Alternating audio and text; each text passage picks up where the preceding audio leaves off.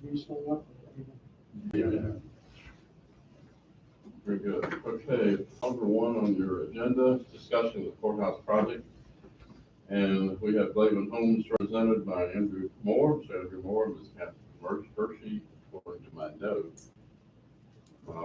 And we'll discuss A, project overview, B, the review of current market conditions, and C, the value engineering review.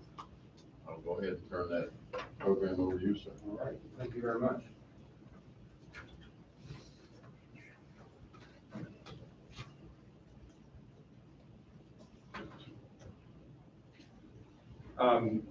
So good evening. Happy to be here with you. Again, my name is Andrew Moore. I'm principal with Blaven Homes Architecture, and we've been honored to be working with Southampton County and City of Franklin on the design for the new Southampton County Courthouse, which, as you know, is a renovation and addition to the historic courthouse in Cortland. We haven't been with you in a while, so I thought I would just run through very quickly the design for the facility without spending too much time on any particulars. This is a floor plan of the current design, the one that has been bid, and we'll be talking about that bid in just a moment. But again, the quick overview, this is the historic courthouse right here. This is the 1960s edition that was retained as part of the design. And then everything else you see, aside from those two footprints, is new construction. So the Commonwealth Attorney's area here, the General District Court, and its associated clerk space on this ground floor, this red area here being the prisoner custody area, and then the JNDR court facility right here. Lower level has some circulation space and basically facility and mechanical space that facilitates safe prisoner handling from one court area to the other. And then the second floor circuit court area for those portions as well, jury assembly areas, and then the prisoner holding judges' chambers. I'm happy to go over this in more detail if there's any questions about it. Here's some exterior elevations. Again, the historic courthouse here shown in a gray color, denoting not its color. It's not going to be gray, but it's just showing that that's the existing portions of the building. In a similar fashion, you can see here the existing 1960s edition that has some architectural detail added to it. The remainder of the building is new construction. This is the facade that faces the main street there in Cortland. This is the side that faces the parking lot. This is the rear that faces the river, and this is the side of the building that faces the jail. And then this is actually probably something that most of you have not seen before. This is actually a late addition to the project, and it facilitates a swing space for the circuit court that would be in the Hunterdale Elementary School. And there's no changes to the building footprint. It's all interior changes. And so you can see, for the most part, the design is repurposing existing spaces. And then we're making it work with the courtroom and jury assembly, some external temporary structures that are going to be brought in on site, but more or less making do with this facility as best we can for the temporary housing. So the real reason we're here tonight is to talk about where we are financially with the project. At each stage, each phase of design, we have been tracking with a cost estimating process, and then adjusting the design as needed to make sure that we're under the budget. To give you a real quick high-level walk through the history, we started in concept design phase back in June of 2020. We basically started this project when things were going lockdown in the pandemic.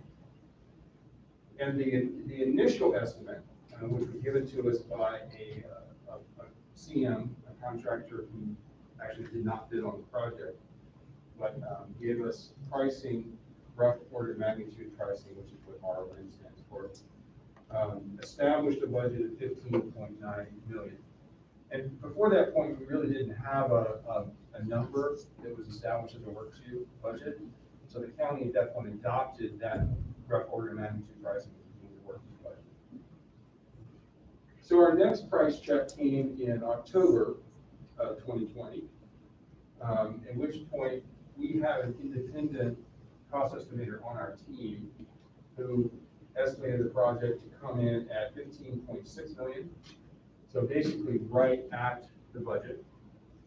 And that included a 10% design contingency. In other words, the estimator, what they do in that process is they look at the design documents, they estimate everything that they know and they can see and that they can quantify.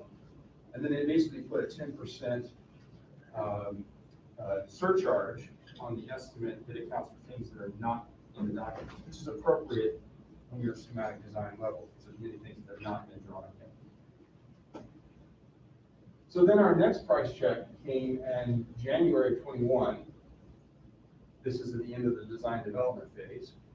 And you can see there that our Downey Scott, our cost estimator, then estimated the project at 16.6, or roughly $1 million over the last estimate. And this has a 5% design contingency. In other words, that contingency decreases as the project becomes more complete in its design documents.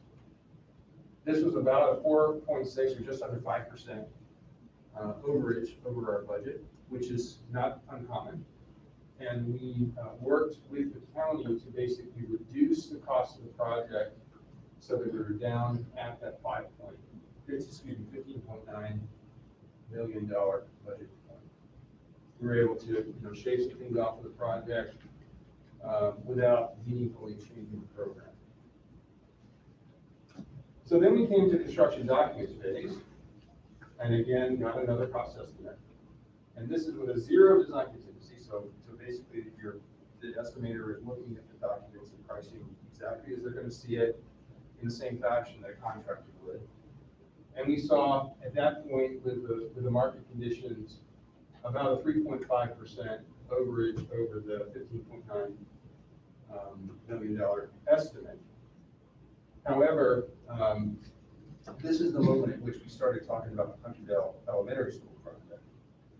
And through some internal budgeting on the county's part, we ultimately arrived at a $16.8 million budget, working budget, that would include not only the renovation of the courthouse addition to the courthouse, it also included the work required at Hunterdale Elementary School.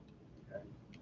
So at that moment in time, we went into the bidding process with a $16.8 million target, an estimate that was coming in at 16.4, and we felt like a combination of competitive bidding and then any value engineering adjustments we would do, we could comfortably meet the budget.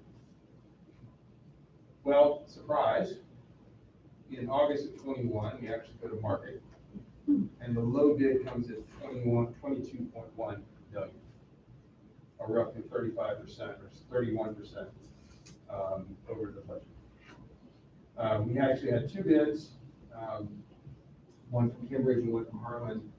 The Cambridge actually came in at 23.8 million.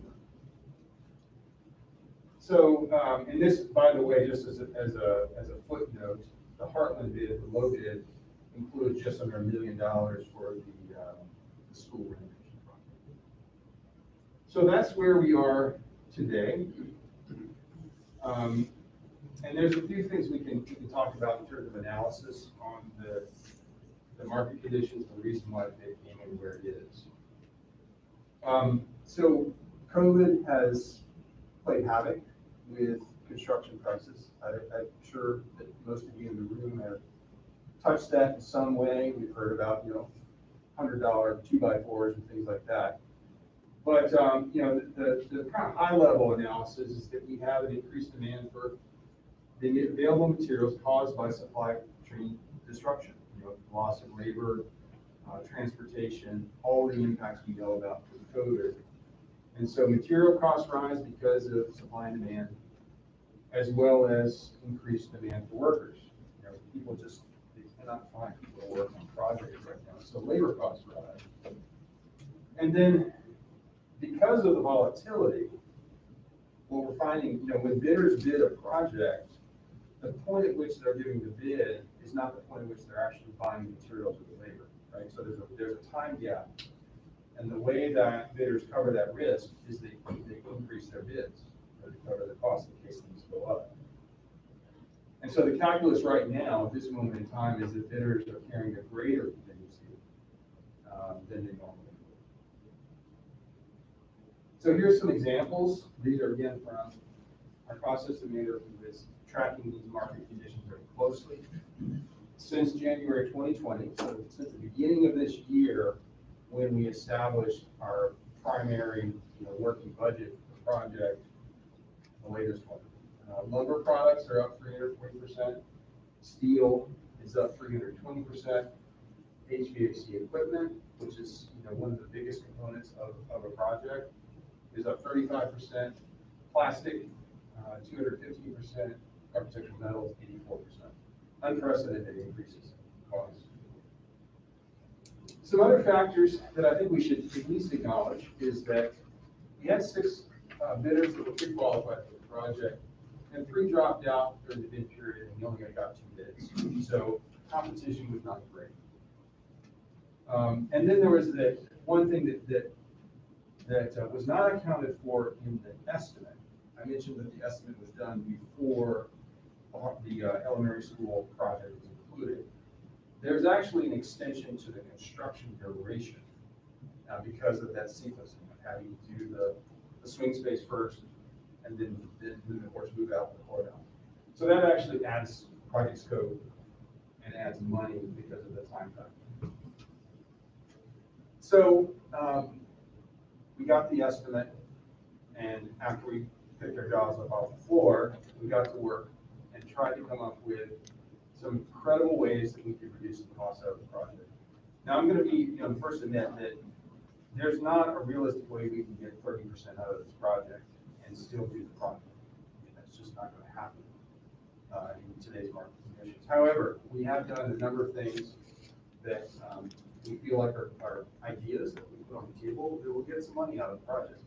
And we're prepared to share those with you tonight. So I'm going to ask my colleague Kate to come up.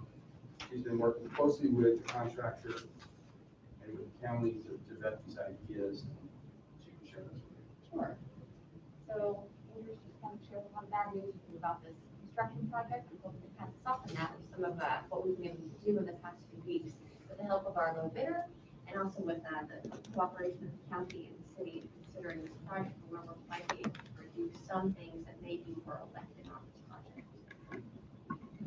So I'm going to kind of show them in 2 different ways. One is just marking the large items here on the floor plan, just graphically, but also you'll see a tabulation of these big items at the end as well. So one of the first things is we've removed, well, let me just start at the bottom corner over here. So, there's a lot of doors in this building. Every door has a specialized set of hardware that goes on that door, particularly in placement holding areas, is pretty substantial.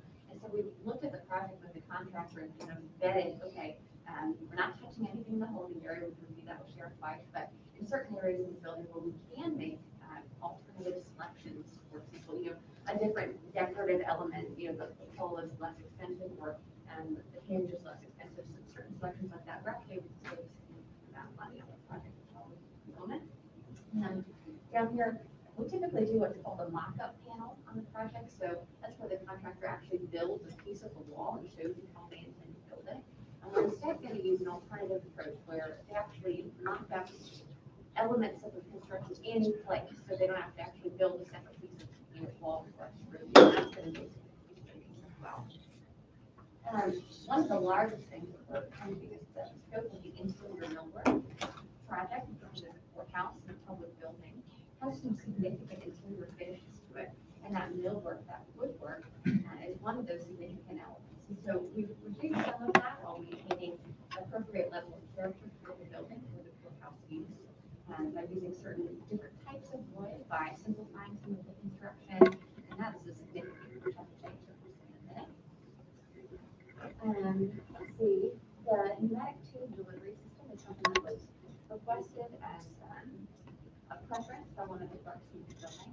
And we provided that, but we're proposing to move that to the building for this project to save about $50,000. In the basement is where the mechanical equipment is located. And there's certain optional things that we had, kind of ideally, you would want to have extra monitoring, extra sensors and things like that, which are optional, so we've stripped some of that back as well for our savings. And again, just sort of graphically, some of these apply to the whole building. Security cameras in the building, we had kind of put them in every corner, we've reduced them by about 10%, that's going to be a significant savings. Sheriff Weish and his team have agreed that on each floor, there's going to be one holding cell where the get out of that cell is going to be secure. Meaning that they'll actually use the elevator and the cells on both floors. And that means that cost will be for future implementation. The light fixtures are a huge chunk of money on a project. And so we made some alternative selections to have some savings there. Same with the plumbing fixtures, some simpler manual plumbing fixtures have been selected. It's ideal, of course, to have automatic sensor kind of fixtures, but for this project, we're going to go for manual. And then again, back to the finishes, where on the interior of the building, there are certain alternative finishes that have been selected to have some savings on the project. So to see that kind of tallied up here. Oh, nope, more, lots more. Actually, the exterior air barrier and waterproofing system alternative to that. And then some of the fencing, there's a lot of fencing on this project, there's a lot of secure spaces on the site that need to be protected. And so we were doing some decorative elements with some of those, and we removed those from the project. So, okay, now for the tab. Nope. Sorry about that. Wait, there's more. Hunterville Elementary School has not had a change in scope. That's because that project is quite minimal anyway. There's not really a hole in that. So that is actually remaining fixed. And there's actually some advantages to that we're going to talk about when we get to next steps. Okay, so in summary, this down here is what we're really looking at. Is the estimated savings is about $350 million that we're going to be able to save. Has been vetted by the low bidder. And you can see some of these items kind of marked up. There's not one single thing that's going to be the kind of winner for us on this, but with all of these items added up, it moves the whole item. Any questions about that? I don't necessarily need to speak for the general district court clerk. She'd have her own, but you go back to that image. Is this the time to discuss them, or are we just running through them? In general district court, which is the courtroom on the lower right front, which is traffic court, it gets pretty hairy in there as far as their cases will run through. It's not unusual to have 250 cases or more on the docket at any one time. And they're running through traffic cases. The public individuals are going to be leaving that courtroom and heading to the clerk's office to pay their traffic tickets before they leave the building. And I think the reason the pneumatic was involved in that beginning with is it looks like the clerk would have to basically follow that pathway all along to get to the general district court for individual tickets that have just been ruled upon to try to be able to serve the members of the public who just left the courtroom. That's going to be a tough, more than just an inconvenience of taking steps. Some of us need more steps in our life than others, but that's a rapid fire court, and for someone to make that pathway around the juvenile court and get to the back door of the general district court behind the judge or behind that clerk's position is going to be a foot race, I'm afraid. Yeah, we are aware of that. I'm just, we're having some conversations about what we can and can't do, Sure. and I thank you for sharing that. Sure. Once we have that, we appreciate that. So I think these are items that is one of them, so we know it's a question on the table right now. Other questions for us? Not yet. I think nothing else is, I'm going to turn it over to Davenport to talk about the funding.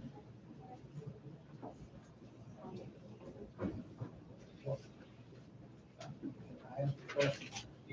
Are you gonna go around the building on the outside, on the exterior? Were there any changes to the exterior? So I did briefly show that, the primary change in the exterior is actually things, one of them you can't really see, it's concealed in the wall construction. That's the installation of air barrier system, we're gonna use a different system, and that's about more than $100,000 savings. Yep, I see, we talked on the back about eliminating the false windows. that's right, and we removed the ones that we've discussed, that happened during the design. Can you eliminate the rest of them? I think that some of them are pretty critical, so there are some that we'd like to keep, but I think I understand. that's also something, quite frankly, Mr. Gillette, that's something that our estimator priced, and I don't know that our contractor values it the same way as the estimator does. So that's something that. I mean, would it be any savings with eliminating all of the false windows? There would be some incremental savings. We don't know what that, I don't have a number for you on that. I understand, but there would be savings if they were eliminated, and that wouldn't change the function of the building. That's correct.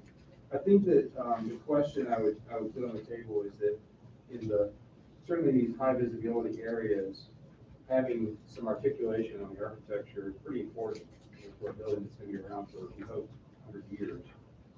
And, this is the time to put it in.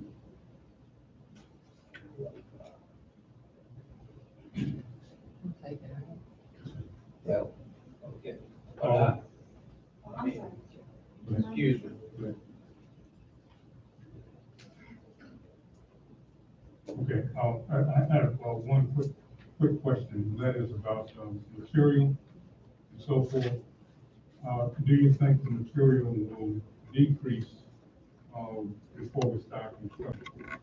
And if so, or going along, would there be a savings in there if it decrease? Yeah, that's an excellent question, and one that we wrestle with. I think it's very tempting to consider the current market conditions as a temporary blip, and that in the future, they'll come down. It's actually been pretty rare in the history of construction for construction costs to go down. They seem to always just stabilize. And we asked this question specifically to our process manager, and their trade is to try to advise their clients on that very issue. Right. So the conventional wisdom right now is that what we can hope for is stabilization. And we're not seeing crazy spikes, but likely we're not going to see any substantial reduction in cost overall for any time soon to come. It would, and then you have the cost of time, right? So if you were to push this project off, let's say a year, there's no assurance that you're going to get a lower cost project in a year's time. We will have lost a year of functionality for the facility. So that's the best answer I can give you on that is nobody really knows. And I don't think it's none of the people that we have spoken to or advised us on costs, including the contractor, would say that waiting a year is going to save money. Okay, thank you. Any other questions on design or cost?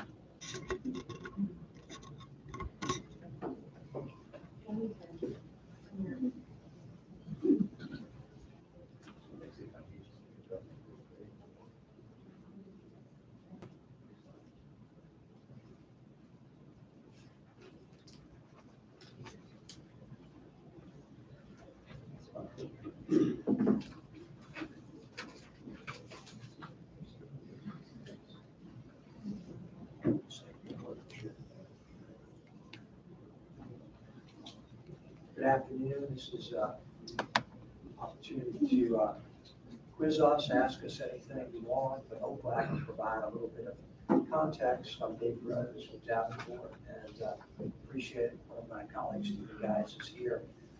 We've got some hard copy handouts, if anybody would like it. So I'll just wait a minute if you want us to. Our thinking was to make sure we had enough copies for both council and the board.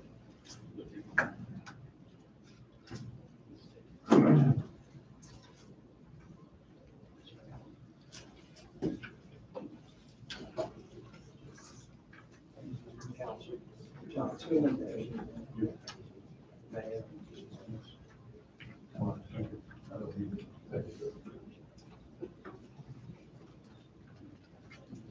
Mayor, we got plenty of copies.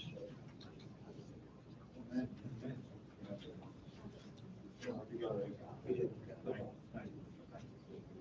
Steve.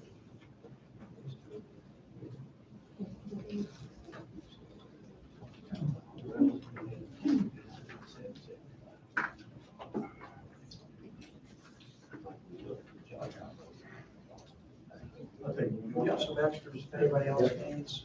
Anybody else need tracks? Okay. Just one more second. Mr. Mayor, I can go ahead. Please. Okay. Again, thank you for the opportunity to be here.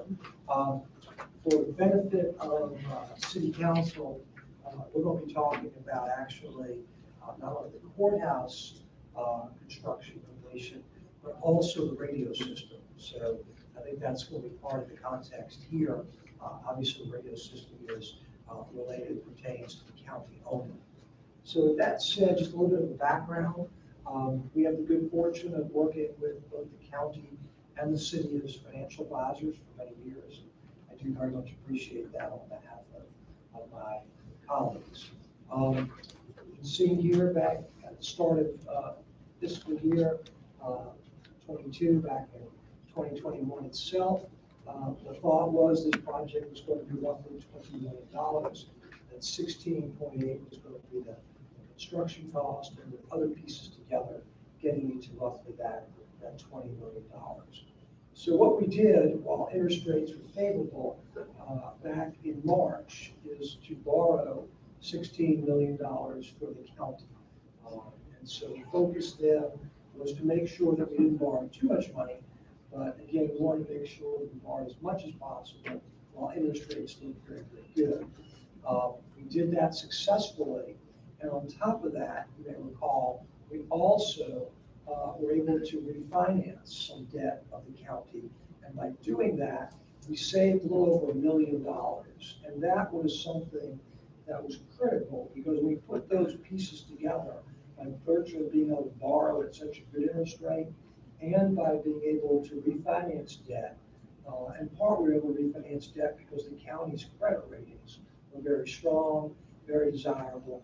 As a result of that, we get right down to it. We had thought that at one time, when we first started all this project discussion, we were going to need the equivalent of about 7 pennies to do this project.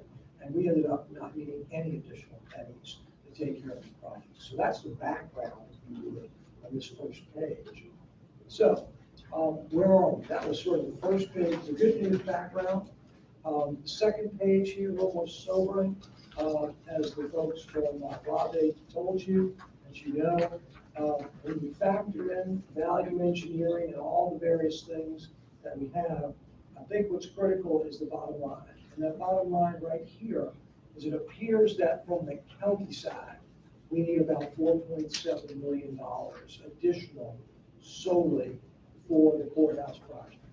Now, I would say this, if we did not incorporate in a few moments the need to put in the radio system, we still, all in debt service wise, would not need to increase equivalent pennies. So from that perspective, in my little world, this was a big win, or is a big win, as it relates to the courthouse for the county. I would add that in some correspondence with Amanda on behalf of the city, she also recognizes that there's some extra dollars that the city will need. That'll be another discussion and some strategies. But I think it's fair to say, by virtue of the way the city has operated by virtue of the structural balance the city has gotten. I think you're going to feel good about. I think we'll basically be able to avoid any borrowing of money from the city side, and that's the good side here as well. Okay, so let's turn for the moment to the radio system project. For those of you, again, here, it's always been contemplated by the county that we are going to address the radio system following the courthouse. This is not new, and the assumption is that we'll have a sense of what the cost of that will be sometime in April or May. We're thinking for the moment, I say we, the county, as I understand it, it's going to be about $3 million again. So that number has pretty much stayed where it is. And so the thought today was to give you a strategy, we'll call it plan of finance, for both completing the courthouse and doing the radio system. And frankly, our strategy is to say, let's try to put these together, take the advantage of economies of scale, rather than have to come and see Davenport over and over again, and basically get billed twice for what should be one financing. So that's our thinking. So with that being said, we also want to try to take advantage of very low interest rates. Those interest rates have basically hung in there. They've inched up a little bit in the last few weeks, ever since Jerome Powell, who's the Fed chief, indicated that they were going to start pulling back on their purchases of their various bonds. And as a result, they want to sort of see things go a little higher. And so what our thinking is, why not jump in now? The rates go lower come March or April or May, it could, but I think it would be hard to be criticized if we could get interest rates where we are right now, because it is so favorable. That said, our other focus was to try to avoid, but in this case, it will be minimize the need for the equivalent pennies. And we'll talk about that in a minute. And then lastly, we want to do no harm to your very strong credit ratings. And we'll talk about the county here. So our approach is this. We realize, thanks to where Lynette and Mike have worked it, that there's a certain amount of annual debt service that's planned for. We also know that the county has a drop down in debt service of about $1 million in 2029. You're going to see that in a couple of minutes when we show you the cash flows. The other thing the county has done a very good job of is to grow its unassigned fund balance. That's your rainy day, that's your dollars available. And what we're going to recommend is using $1 million of that strategically to shave the peaks on the debt service. Someone might ask, do we have enough money to avoid a borrowing, even just for one piece of it? The answer is no. We would literally gut the unassigned fund balance, which in turn would hurt our funds. It would hurt our cost of money that we could be borrowing. It would hurt our cash flows in terms of having to pay bills. We'd have to go back to, if you would, short-term borrowings. That's all counterproductive. So we use $1 million to be strategic and still leave a nice cushion for the county.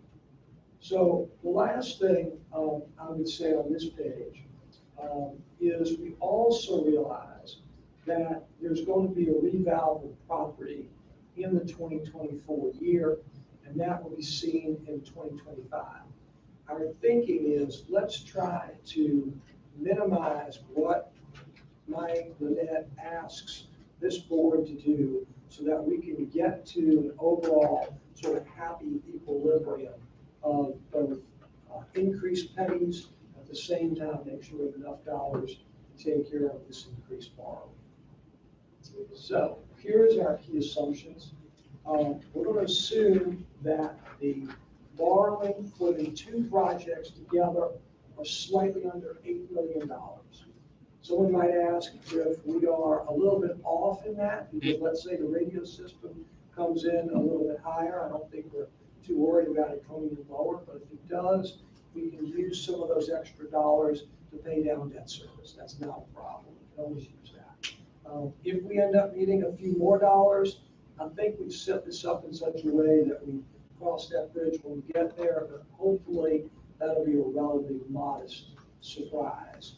But even if it is, one of the things we've talked about is maybe talking to some of the banking institutions of saying that we're gonna look at borrowing 7.85, but what if we asked them for a little bit of a cushion, that maybe we need an extra $1 million, up to $1 million, if indeed that project comes in literally 30% over what we expect. So we're gonna talk a little bit about more of those details with the county board subsequent to this meeting, but we've already been thinking about what happens if this is the same situation as right here we are today, because we need some more money.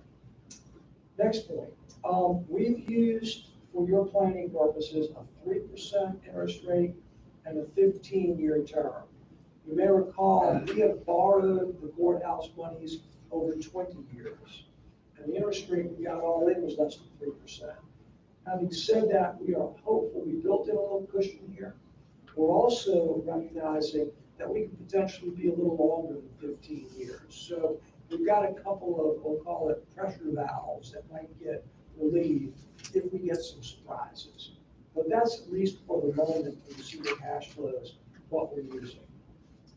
In addition, we're realizing that here we are towards the end of calendar year 21. Our thoughts would be to set this up so there would be no surprises in the remaining fiscal year, but instead to have the payments basically start in around the fiscal year 23. We'll see how that looks in a few minutes. So again, there'll be no need for the county to do some sort of dramatic changes in their budget, things of that nature. Lastly, that $1 million unassigned fund balance, we're going to show you how we set up a little capital reserve and can use that, as I said earlier, to defray debt service. All right, so here is the synthesized, the cash flows of what we're talking about. I mentioned earlier that the net basically has in the fiscal year 22, which we're in right now, about $5.7 million budgeted for debt service. And that's going to be fine. There'll be no problems with that. That's because the borrowing that we do, if indeed we get your blessing, will start to have payments in the 23 fiscal year. 23 fiscal year, again, is effectively right after July 1 of 22, the year before we know it. So then you look at the resulting debt service. So it'll go from 5.7 to 6, almost 6.2. We keep budgeting at the 5.7. And so as a result, we need, for 23 fiscal year, when Mike and Lynette put together for the board their budget, they would say we need about 470, I'm round off here, $475,000 additional dollars. That's where we're going to use the reserve fund, the $1 million. Over the next 3 to 4 to 5 years, basically, we use pieces of that. We can shave that 470 need to basically about 220.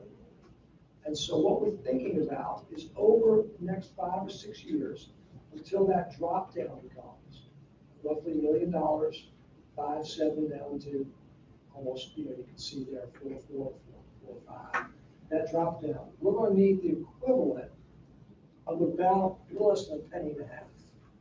That's because a penny right now is $165,000, and then that will probably grow in 2024, and possibly even be enough dollars if indeed the county's reval works to avoid perhaps even needing a penny. So as the 23 budget is finalized, it's possible that Mike and Lynette may find enough extra dollars to avoid any equivalent, any need. But if not, that's sort of a net effect right now for the county of what this might look like. And again, the good news from our perspective is we're not needing it in 22 fiscal year, we're going to need it in 23 fiscal year. Now, another thought here. We've got these additional dollars needed. We've got this $1 million. Do we use more of it in the next couple of years to avoid any equivalent penny and wait until the reval we could do that as well. But that's gonna be some of y'all's decision.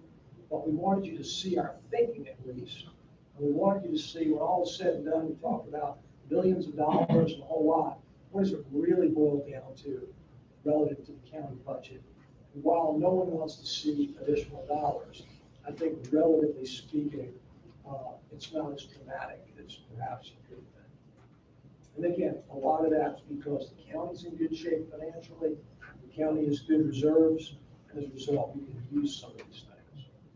So, give you a sense of what this really then looks like. This is our existing debt service, the dark green. This would be that new money over 15 years. And this is right now the revenues at 5.7 currently available. So you can see that's our challenge. Those basically 6 years. And then the debt service drops down. So we again have capacity here. Because inevitably, I suspect, I have no idea what the project is, there's probably will be some of the projects that we need. And so we can then smartly do some of those things.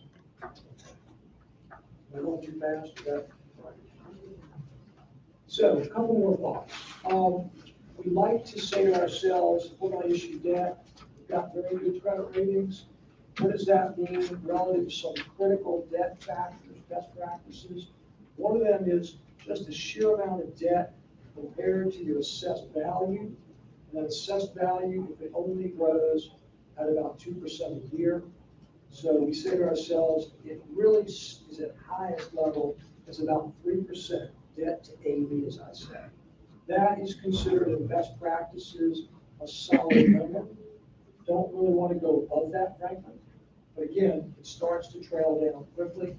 And so we like the fact that by the end of the decade, within the next several years, we come considerably below 3%, which again gives us a good indication that if we have other projects and things to do, we can layer it in.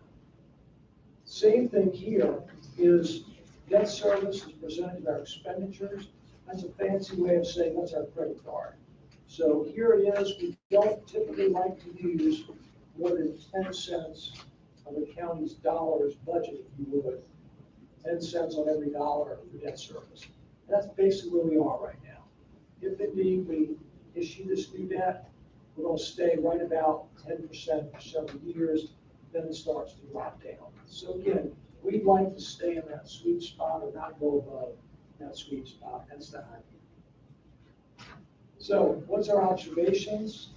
I've said this, I don't want to overdo it, but we're going to need about $225,000 for several years. It's equal to about 1.4 pennies. And you see, I keep saying equal because we're not suggesting go out and raise 1.4 pennies. We want you to get that order of magnitude. That's important. And lastly, here in the middle, when we started with this project, I can't say started, probably started years earlier, but in February of 19, I remember being in the other building with a joint meeting, and that project was as high as 30 million for the county portion alone. That was 7 pennies, as I said earlier, tied only to the courthouse, having nothing to do with the radio system. So if you would have had the radio system at that time on top of this, we probably would be easily looking at some 10 pennies, something like that. So again, the reval I mentioned, interest rates are favorable, and we think all of this is within best practices. Yes, the overall debt is a little higher when you're adding utility projects, but it's still within what we call best practices industry-wide. And the best way of knowing that is the fact that your credit ratings reflect that. So last page, and I'll be done. Here we are tonight. It's the 7th of September. We're trying to present this to you. We would like to try to move forward if possible with your blessing by the end of the calendar year. It's not a magic date, but a lot of times, if indeed there is that desire to move forward and all, then I think we can wrap this up over the course of what will be next 3 months. We can finalize some of the details of exactly how we plan on borrowing these monies. But I will say this, our thinking is preliminarily to look at some of the banks. We also have the overall marketplace, public sale to draw on. We have not made a final decision on any of that. But if the banks, for example, don't give us what we like, the public markets, we fall back on that. May not get that done by the end of the calendar year, but we'd certainly be able to do that early into the new calendar year, all in the same fiscal year. So with that, Mike and others, I'm happy to answer any questions. Appreciate it.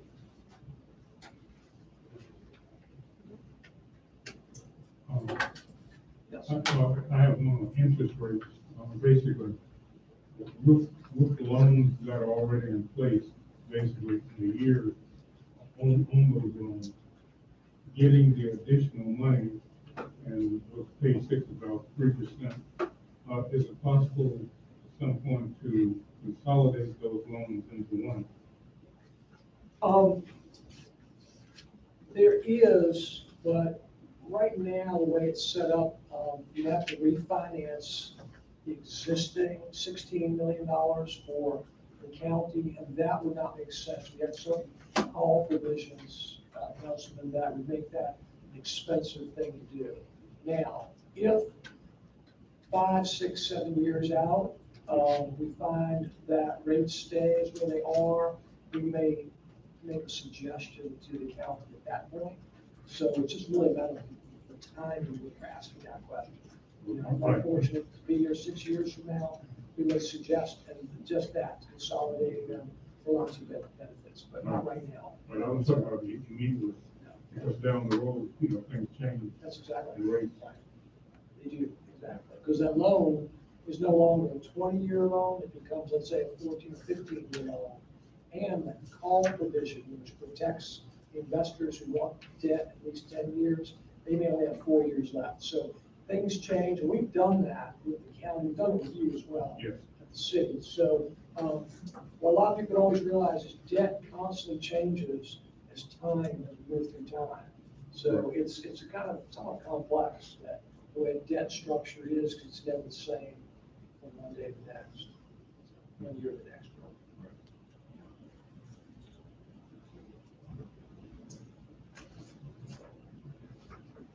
Thank you.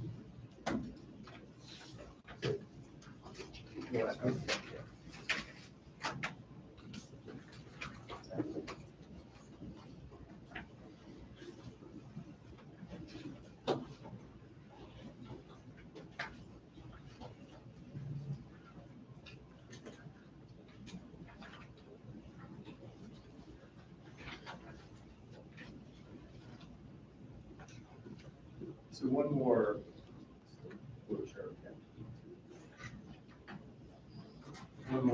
slide from us, just to talk a little bit about process. So here we are with the presentation we're making tonight. We've made these recommendations to the county, or put them on the table for the county to consider for reducing costs, and the county's clients will decide whether to accept them or not. And then there's two potential parallel paths that lead to courthouse construction. One path allows us to stay on track with the current schedule, which is basically move directly into a letter of intent to the low bidder, apartment construction, and then releasing the low bidder to commence construction on the swing space, which is the critical path for the project. A second path, because we need some time, is to basically revise the documents, the design documents, to incorporate the improved cost reductions, and then leading to a formal pricing exercise. Right now, the numbers we're carrying are estimates from the apartment general contractor in concert with the subcontractors, or in turn bidding the apartment. But we need to come up with a hard number for those cost revisions. So there would be a cycle there. And then finally, that would lead to the county executing the construction contract for the balance of the project, everything beyond the swing space. So that's the process as we move forward. And happy to answer any final questions about the process or moving forward in the project.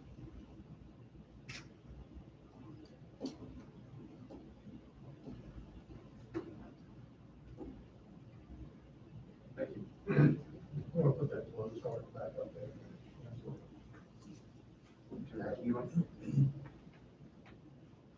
So with this project, time is money.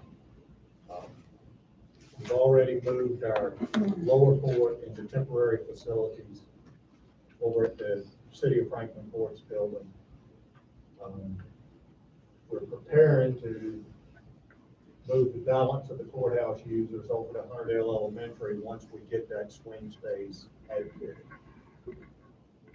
We're paying rent every month, so any delays at this point will adversely affect the project budget. What we'd like to do to minimize the delays is to have you go ahead and issue a notice of intent to award the contract to Heartland Construction, the low bidder. That accomplishes several things. Number one, it starts the clock ticking on the 10-day protest period that we have to allow if any other bidders wanted to protest the award. So we publish that notice of intent to award, that starts that 10-day clock ticking. So at the end of that 10-day period, we'll know whether or not there are any protests, and we don't anticipate any, but we need to factor that time into the schedule. It also signals good faith to Heartland. These guys have submitted the low bid. Since bid day, they've invested substantial time, energy, and other resources in working with Ms. Hershey and her staff in trying to identify these cost savings that they've shared with you tonight. So in doing that, it would signal good faith to them that we intend to work this out and issue the contract. It also would open the door for us to go ahead and award the contract for the first phase, which is that swing space at Hunterdale, so that they can get moving on that. That's going to take somewhere between 60 and 90 days to get that done. So if we can get them going ahead, moving, getting that space ready, that would facilitate a move into that facility sometime right around the first of the calendar year next year, and keep us pretty close to schedule.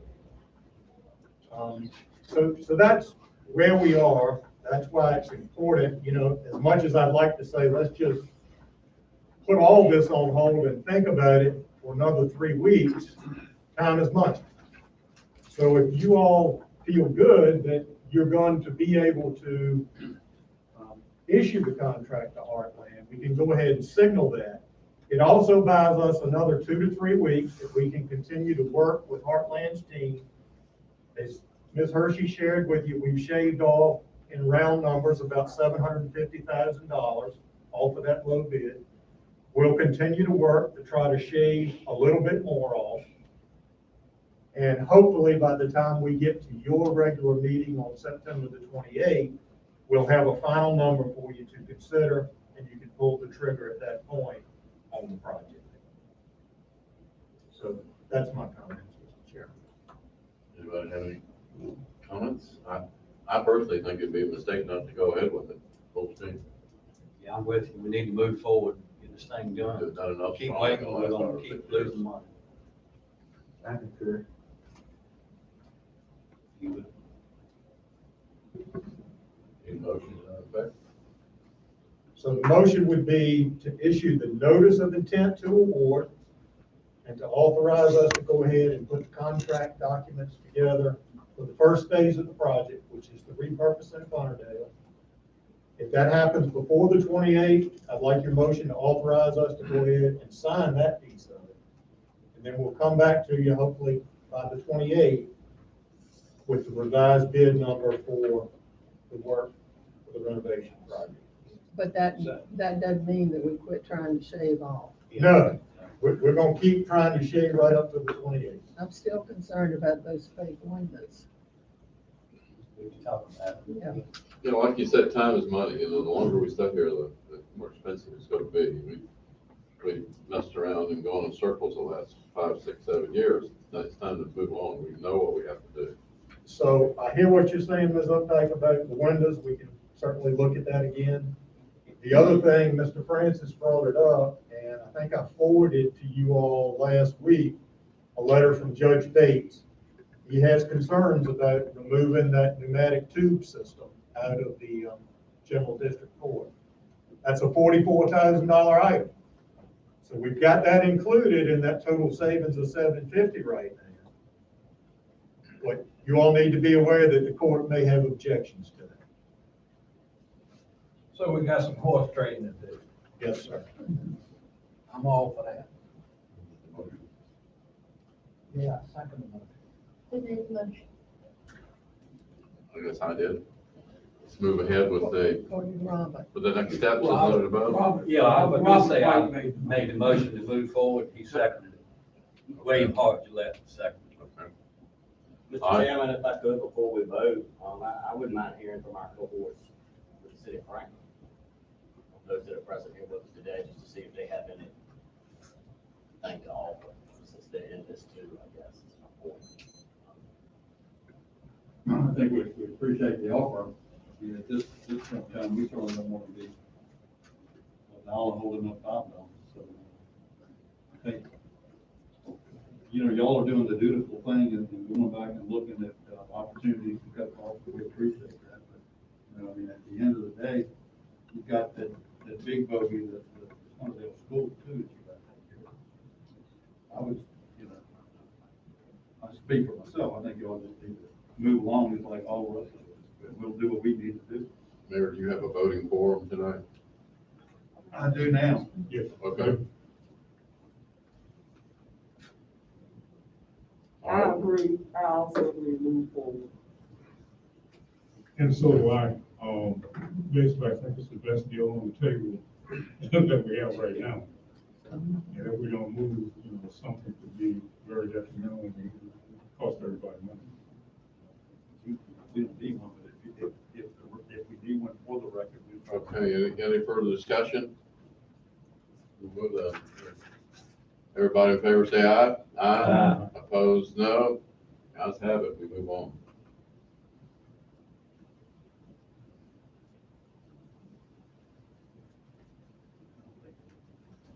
Thank you, Mr. Chairman. That's all we have on your agenda for tonight, with the exception of, once the city council adjourns, we'll need you all to continue your meeting to Thursday night for the joint public hearing with the planning.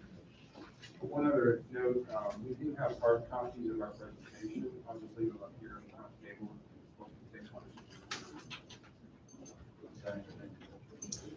And I'll entertain a motion to adjourn city council. So be it. I have a motion, I have a second, any discussion? All those in favor, signify by aye. Aye. Any opposed? Any abstentions? Motion carries. We stand adjourned. Thank you all. Thank you. We need a motion to continue this meeting to September the 9th. Second. We have a, Second. okay, we have a second. All those in favor say aye. Aye. Opposed, no. Okay, we'll continue to September the 9th at our home base at 7:30. On